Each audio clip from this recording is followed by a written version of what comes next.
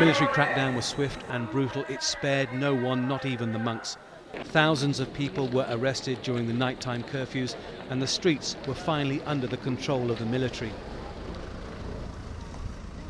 We used secret cameras to record what was happening. To avoid detection, you constantly changed hats and shirts, never stayed too long in one place, and always checked to see if you were being followed. A few people have said to me here that these protests are not yet finished. A monk told me that, and some young people. But you get the feeling that perhaps it's almost all over, for now anyway.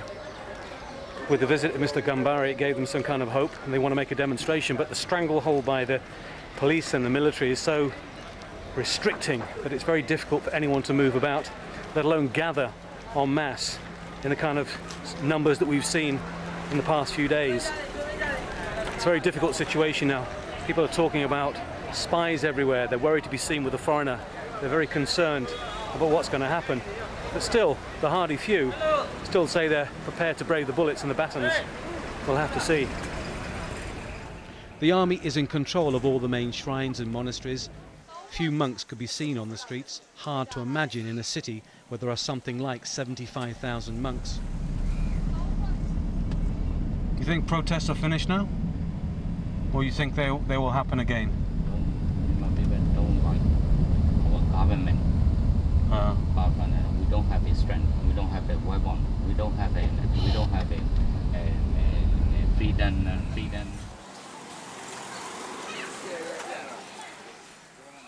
Soldiers and police are reviled here, despised by many civilians for being the tool of the military junta, which deprives them of basic human rights. You wonder how there can ever be reconciliation here.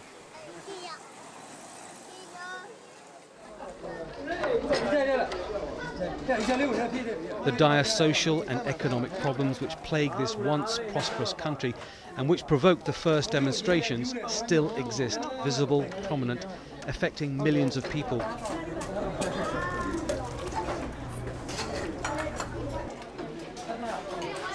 There are a lot of people in this country that need humanitarian assistance, that is for sure. The statistics in terms of malnutrition are worrisome. The formal numbers suggest malnutrition rates broadly of around about 35%. We know that it's actually much more severe in a number of localities. So I think that we're scraping the surface actually in terms of need.